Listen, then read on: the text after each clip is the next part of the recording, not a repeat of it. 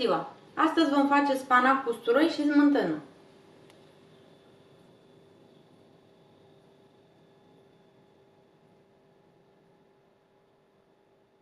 Pentru preparare avem nevoie de 1 kg de frunze de spanac pe care le-am spălat, apoi le-am tăiat cu cuțitul,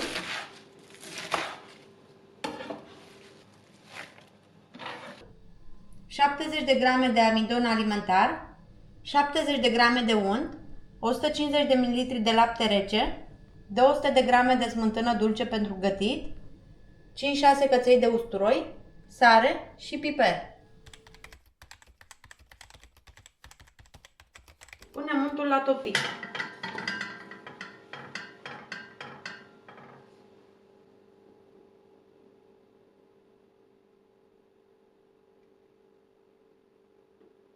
Când s-a topit, adăugăm o parte din spanac, cât intră în cratiță.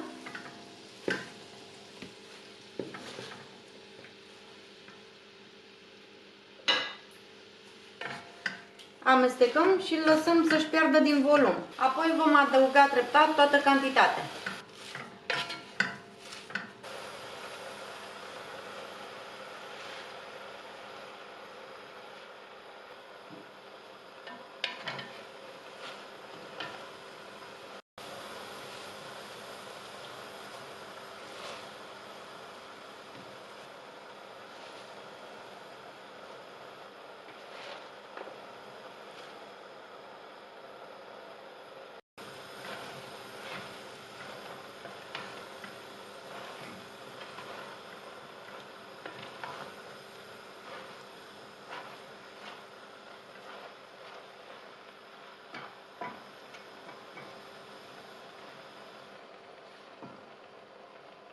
Am terminat de adăugat tot spanacul.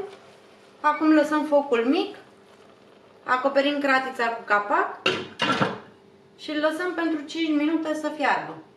Între timp facem sosul cu amidon, lapte și smântână. Peste amidon punem câte puțin din laptele rece și amestecăm bine cu ajutorul unui tel. Când am încorporat amidonul în lapte, adăugăm și smântâna.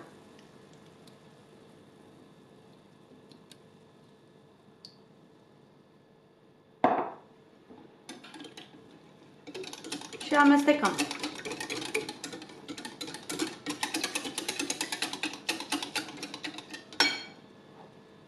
Punem piper și sare după gust.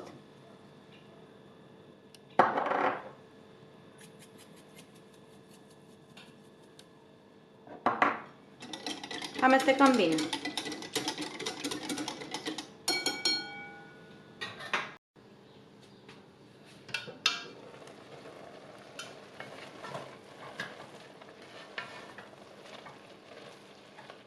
După 5 minute luăm capacul și mai lăsăm spanacul 2-3 minute pentru ca lichidul lăsat să se evapore.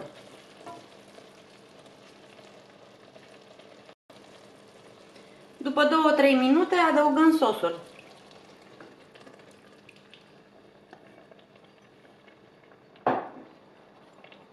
Amestecăm bine și mai lăsăm pe foc pentru 3-4 minute pentru ca sosul să se îngroașe, să capete consistența dorită. Amestecăm din când în când.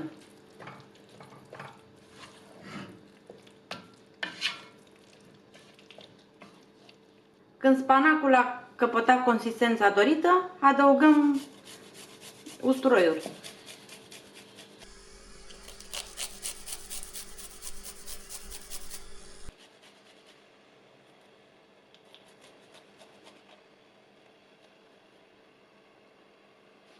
Apoi amestecăm bine.